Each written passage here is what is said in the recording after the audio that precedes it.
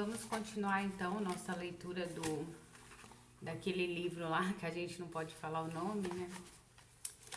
A gente leu até agora o capítulo 4. Vamos ler hoje então o capítulo 5. Diferentemente, o capítulo 5, o título é Os Planos.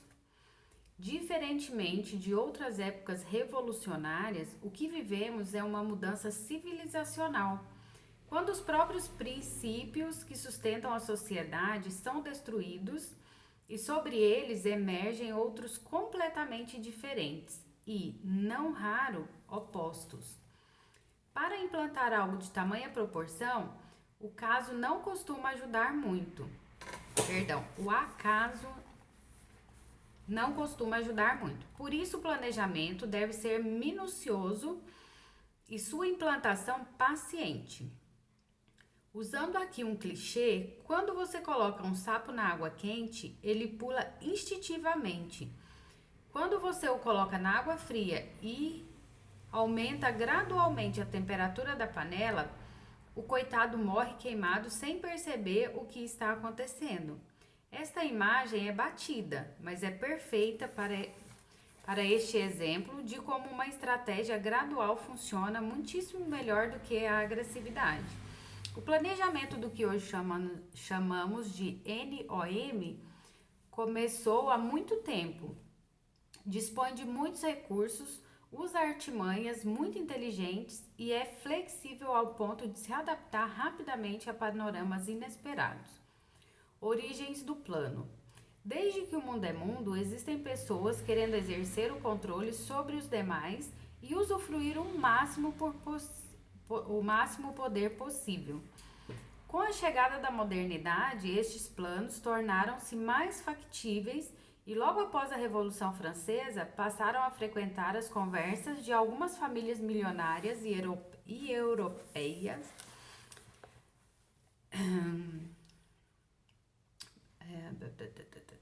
Então vamos lá. E logo após a Revolução Francesa, passaram a frequentar as conversas de algumas famílias milionárias europeias e posteriormente seduziram os novos ricaços da América.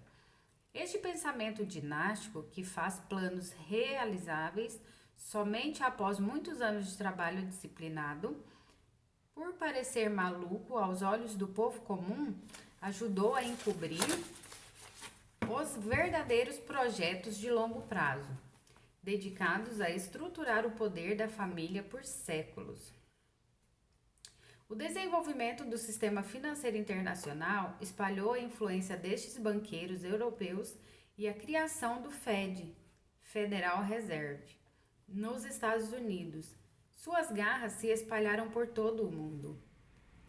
Com o controle da emissão do dinheiro do mais rico país da história, moeda parâmetro de todo o sistema, passaram a controlar todas as ondas de inflação e deflação do mercado internacional, definindo o valor de produtos, empresas e países. Derrubar ou elevar líderes do seu interesse nas mais variadas posições do espectro político passou a ser regra e não exceção, e com isso suplantaram a verdadeira democracia. Planos anteriores.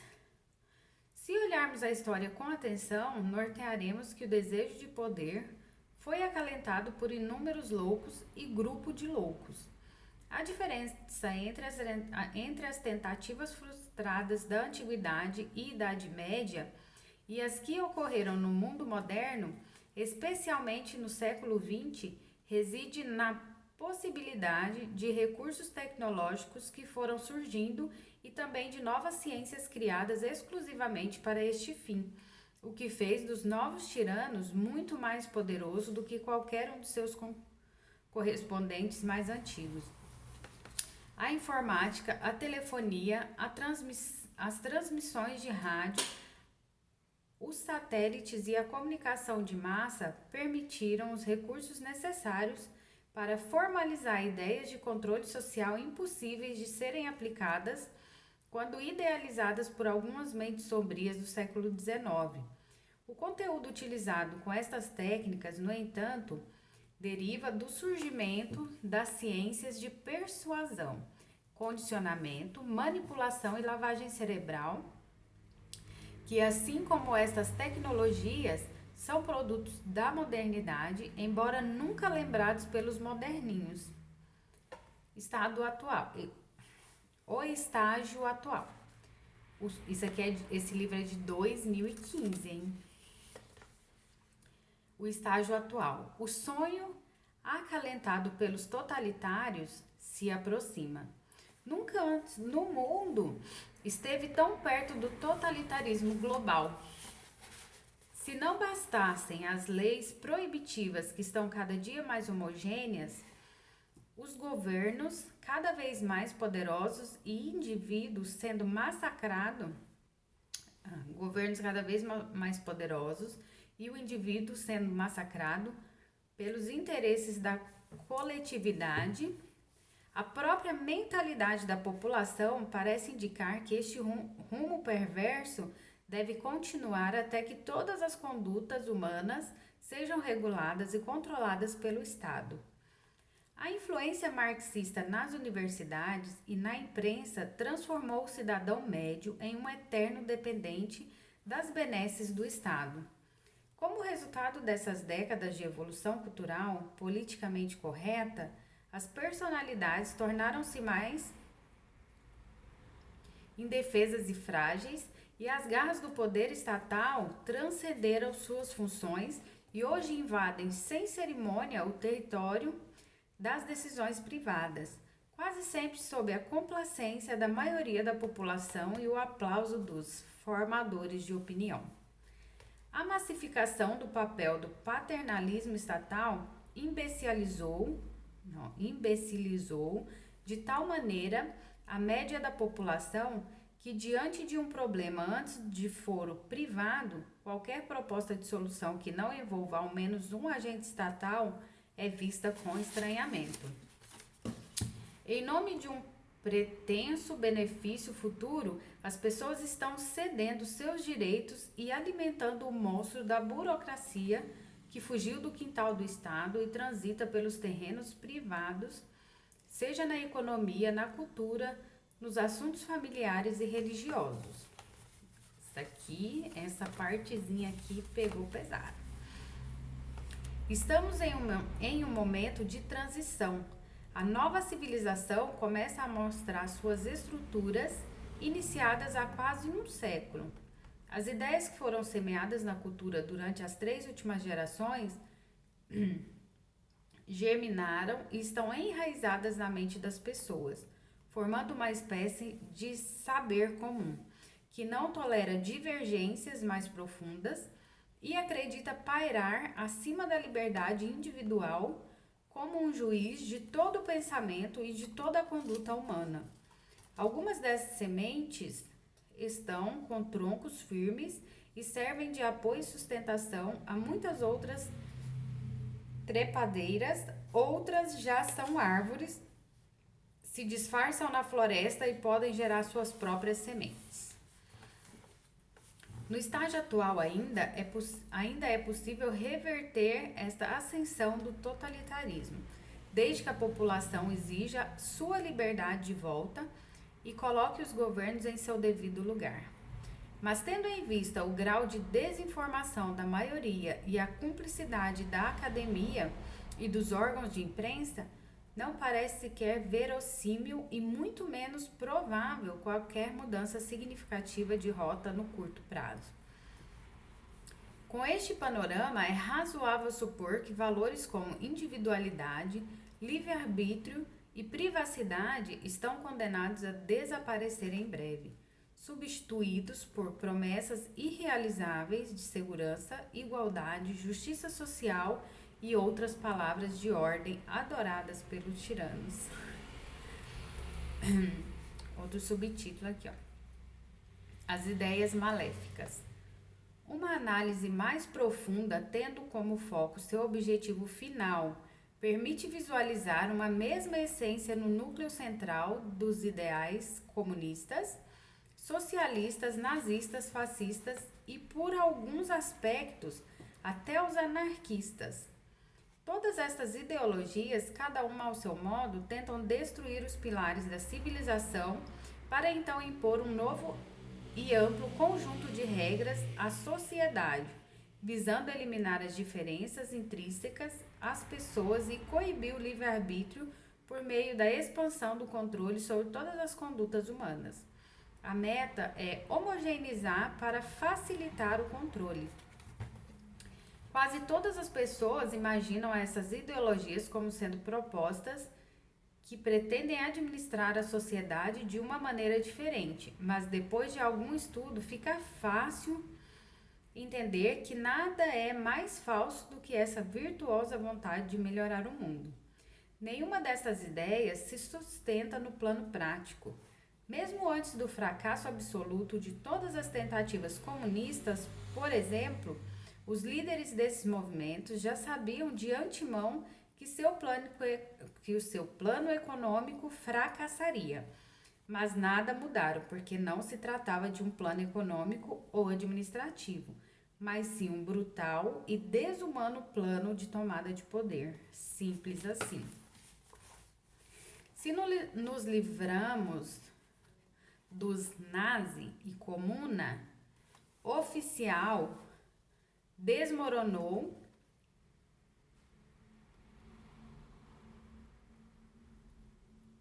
Se nos livramos dos nazis e o comunismo oficial desmoronou, resta ainda o socialismo, o mais perigoso dos inimigos do Ocidente, que tomou de assalto praticamente todas as forças políticas do mundo e restringiu o debate público de duas faces de uma mesma moeda. Nas tribunas mais importantes do Ocidente, em nossos dias, só existem duas forças disputando e dividindo o poder. Marxistas revolucionários, que hoje representam um misto de comunismo sindical com fascismo, debatem calorosamente com a social-democracia, que eles chamam de neoliberalismo, mas na verdade são nada mais nada menos que socialistas fabianos que desejam implantar praticamente as mesmas ideias com diferentes metodologias. Longe da fachada, a disputa é mais uma vez para saber quem vai implantar e não o que será implantado. Na propagação dessas ideias, que deveriam ser chamadas simplesmente de estratégias para a tomada do poder, está a raiz de quase todos os males que acometem a sociedade ocidental. Os ideais socialistas que norteiam todas as ideologias coletivistas estão por trás de muitas das artimanhas colocadas em prática para destruir a nossa civilização. Um dos maiores problemas reside na falta de informação. Assim como dizia Aristóteles, só existe um bem, o saber, e apenas um mal, a ignorância. Com a ignorância total e absoluta sobre os verdadeiros caminhos da política, a massa raciocina com base em dados falsos, o que costuma levar a equívocos, mesmo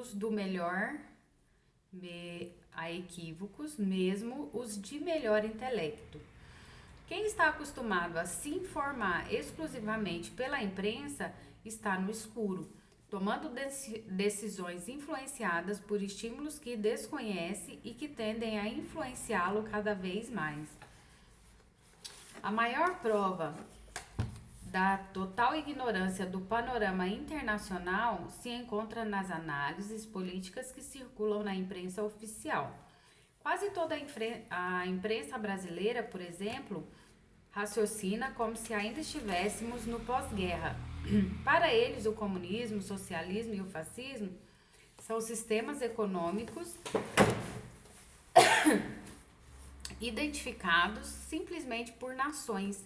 Cheguei a ler análises tão distantes da realidade que mais pareciam os telejornais encenados pelos Trapalhões ou nos antigos programas do Jô Soares e Chico Anísio. Muitos ainda não perceberam que o comunismo e o socialismo deixaram de focar na economia, já que comprovaram na prática sua inviabilidade e passaram a ter como alvo a cultura. seguindo os moldes da estratégia gramsciana com a paciência dos socialistas fabianos. Como suporte aos ideais coletivistas, os donos do poder incentivam diversas filosofias que afastam as pessoas da realidade e diminuem sua capacidade cognitiva. Algumas destas ideias, como o positivismo, construtivismo, desconstrutivismo e assemelhados, empestearam as universidades com o único objetivo de doutrinar, dificultar a compreensão e limitar a capacidade de raciocínio dos doutrinados. Costumo diferenciar estas ideias em dois grupos: as muitas filosofias que centralizam sua ação no mundo das ideias e as poucas que colocam a realidade como ponto de partida e chegada do pensamento. As primeiras eu descarto logo que percebo a desconexão com a realidade e ou com a história. As principais e mais evidentes características das pseudo-filosofias: as nações e soberanias. Não devemos mais raciocinar colocando as nações, os governos de Estado, como os agentes mais influentes e decisivos da implantação das estruturas globais que vão permitir a NOM, desde o advento das grandes instituições globalistas, dos conglomerados privados de imenso poder econômico e das impagáveis dívidas públicas, o poder decisório, que antes era apenas influenciado pelos titãs das finanças e da economia, passou a ser totalmente dirigido por estes. Diante deste deslocamento de centro de poder real, toda análise fundada superficialmente no campo diplomático do jogo entre as nações está condenada ao erro desde seu nascedouro. Criticar o imperialismo americano por ser causa de ações globalizantes, por exemplo, chega a ser o identificador de alto nível de ignorância política por parte do seu emissor. As decisões governamentais mais importantes passaram a beneficiar interesses privados em detrimento dos interesses nacionais. Não é de hoje que o interesse dos jogadores passou a valer mais que o time. Anti-Estados Unidos. O anti-americanismo é uma doença adolescente que nasceu no Oriente e, após uma engenharia muito bem sucedida, se alastrou por todo o Ocidente, até mesmo entre os americanos. No Brasil, o ódio aos americanos é um misto de inveja e desinformação e está enraizado na sociedade devido à influência de uma subcultura predominante nas universidades e na imprensa. Defender os Estados Unidos, na maioria dos ambientes letrados brasileiros, é um ato considerado grosseiro, um comportamento típico de indivíduos ignorantes e desinformados. Na melhor das hipóteses, será considerado careta. Preconceito idêntico ocorre com a Igreja Católica e com Israel. Anti-Israel. Exatamente nesse ponto reside o que entendo como erro grosseiro dos adeptos da teoria da conspiração sionista. Israel não é agente causador da NOM, mas a verdade é exatamente inversa. Está sendo usado como pavio de uma bomba já programada para explodir. E a destruição de Israel será usada como pretexto para uma guerra maior, que vai engolfar muitas outras nações. Esse ataque a Israel é estratégico e uma olhada na imprensa deveria bastar para que os adeptos da conspiração sionista percebessem que, se fosse mesmo verdade que o sionismo controla tudo, como explicar a guerra assimétrica praticada pelos inimigos de Israel em toda a imprensa?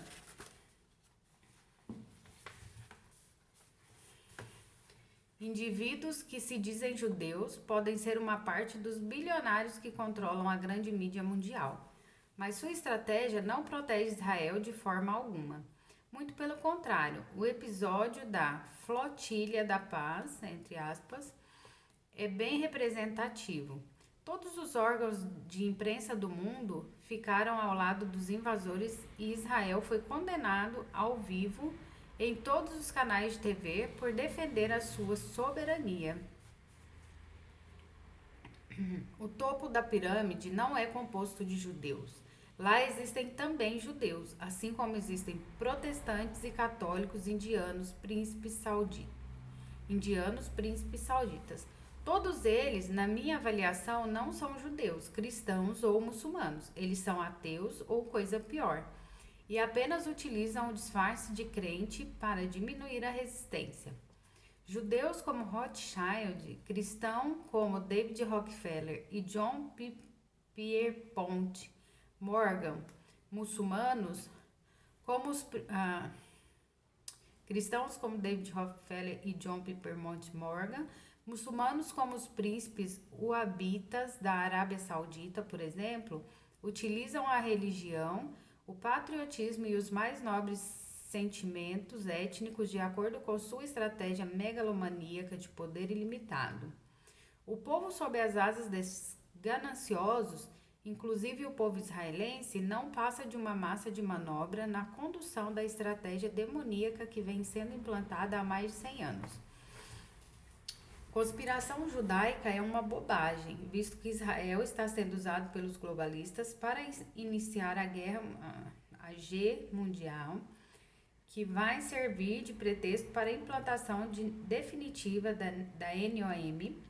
Todos os detalhes faltantes serão arrematados nos escombros e o Estado de Israel tem sido preparado desde sua fundação para ser o estopim desta G. A profecia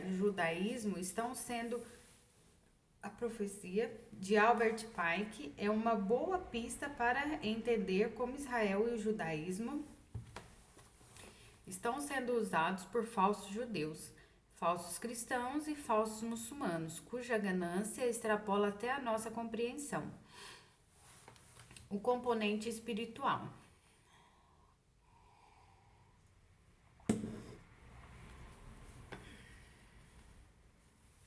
O componente espiritual desta trama de fatos aparentemente desconexos me parece a explicação mais razoável para a convergência e malignidade de todas essas ações. O sentimento antirreligioso que está presente em todas as etapas de implantação dos planos totalitários é mais uma evidência de que a NOM, para obter a eficácia desejada, deve modificar o papel das religiões na sociedade e, desta forma, desconstruir a figura de Deus. Tomando como base o desenrolar dos fatos, é possível perceber que, mais que destruir o cristianismo como forma de minar a resistência moral da população, destruir os valores cristãos parece ser uma meta que vai além dos interesses práticos e, portanto, materiais. O exagero como arma de destruição em massa. Como demonstra a filosofia, a teologia e a psicologia, talvez esse é o único ponto de concordância. Alguns hábitos, quando praticados em excesso, pervertem alguma virtude humana. A tendência ao exagero está na raiz das doenças espirituais que Evagrio Póntico, no século IV, classificou como as antagonistas das virtudes que o homem herdou de Deus. Segundo o pensador cristão, Deus deu ao homem a virtude da temperança para que resistisse aos exageros da gula. Deu a castidade para evitar a luxúria, a caridade para vencer a avareza,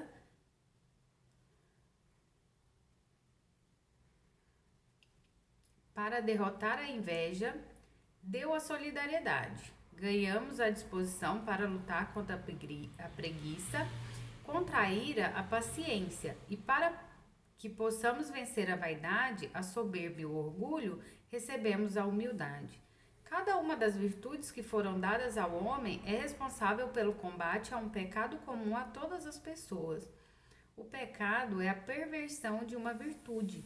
e normalmente ocorre na forma de exagero, como ensinou Tomás de Aquino. Fiz esta observação para deixar mais evidente que, além de atacar os valores cristãos enraizados na sociedade, a revolução cultural também alcança os valores individuais e ataca exatamente no ponto mais vulnerável. As virtudes humanas têm ação prioritária no campo espiritual e, por consequência, influenciam decisivamente a inteligência e as ações espontâneas. Em uma situação normal, uma pessoa já encontra dificuldade para controlar seus instintos. Quando estes instintos são alimentados artificialmente, com estímulos meticulosamente planejados com vista a objetivos específicos, a vítima perde a estabilidade espiritual e com ela as capacidades cognitivas e até as defesas do corpo desmoronam.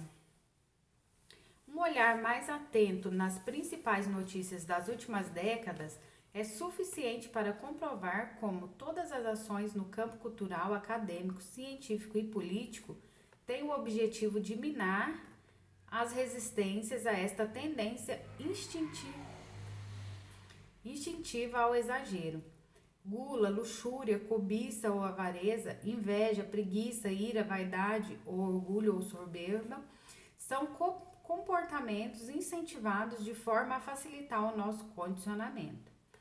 Para que não pareça exagero ou paranoia, vamos identificar o incentivo a cada uma dessas perversões, conforme ensina o padre Paulo Ricardo em suas aulas magníficas.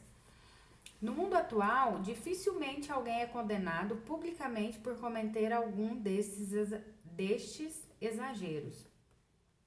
E deixo claro aqui que o exagero não significa apenas quantidade, mas também qualidade, quando esta se transforma em um especificismo ou especialismo desnecessários. Nos dois casos pode existir o exagero. O refino exagerado dos pratos também é gula, assim como os vícios da bebida ou qualquer outro tipo de droga. Na luxúria, não apenas o número de parceiro, mas a necessidade de especificidade exagerada ou a exoticidade do ato. No caso da cobiça, o incentivo é ainda mais evidente. Ao mesmo tempo em que a revolução cultural impõe novos hábitos coletivos e censura outros tantos, a força da propaganda e da indústria do entretenimento despertam desejos inacessíveis e irreais, pressionando o indivíduo a se equilibrar entre o isolamento social e a sedução materialista. A inveja, nesse sentido, se alimenta destas mesmas energias dispersas no senso comum. A preguiça passou a ser vista como uma gloriosa resistência ao trabalho explorador, e irado passou a significar uma situação excepcionalmente boa ou um indivíduo com atitude. Por fim, não farei nenhum esforço para que o leitor identifique no senso comum uma cotidiana valorização da vaidade e do orgulho, transformados em símbolos de afirmação de identidade. O livrinho descreve mesmo a nossa vida, né? As Pedras da Geórgia. No condado de Elbert, no estado da Geórgia, no sudeste dos Estados Unidos, encontra-se um monumento estranho chamado Georgia Guidestones, ou simplesmente Stonehenge americana.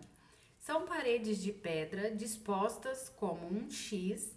Existem algumas versões sobre os responsáveis pela obra, nenhuma confirmada, mas tudo indica que esteja no local desde 1979. Não tenho ideia da sua importância, mas creio que vale o registro.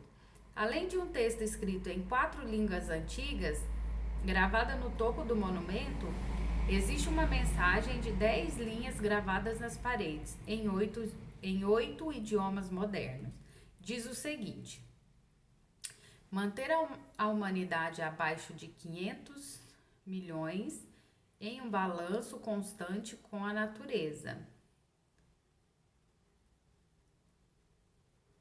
Controlar a reprodução de maneira sábia, aperfeiçoando as condições físicas e a diversidade. Unir a humanidade com um novo idioma vigente. Controlar a paixão, fé, tradição e todas as coisas com razão moderada. Proteger povos e nações com leis e cortes justas. Permitir que todas as nações regulem-se internamente, resolvendo disputas externas em uma corte mundial. Evitar leis insignificantes e governantes desnecessários, balancear direitos pessoais com deveres sociais, valorizar a verdade, beleza, amor, procurando harmonia com o infinito. Não ser um câncer na terra, deixar espaço para a natureza. Siga a bolinha luminosa. Uma andorinha não faz verão. Quando analisamos um fato isolado, nem sempre fica evidente seu real significado. Muitas vezes, um acontecimento, uma nova lei, uma nova diretriz não aparenta superficialmente relação com os planos totalitários. Quando analisamos vários fatos ao mesmo tempo, no entanto, seus reais significados, objetivos e métodos ficam bem mais evidentes. Esta interdependência oculta entre as ações aparentemente desarticuladas e até contraditórias é que dificulta a compreensão. As notícias vão se sucedendo em campos diferentes, com intensidades e desdobramentos diversos, e fica quase impossível analisar a importância de cada uma delas individualmente. Diante das dificuldades de compreender um plano formado por um emaranhado de ações desconectadas, só é possível entender alguma coisa cruzando as informações, procurando e ligando os pontos de contato e, acima de tudo, rastreando os beneficiados, os financiadores e os agentes. Uma dica: siga o dinheiro. Então, esse é o capítulo 5, imenso, muito grandão. Então, eu não vou começar hoje a leitura do privilégio de ser mulher. Não vai dar, é muita coisa, muita leitura. Então, é isso. Terminamos agora, então, o capítulo 5. E breve teremos o capítulo 6.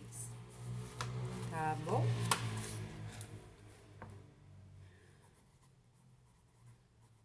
Não tem nem o que falar, né? Porque o cara teve uma visão que, olha,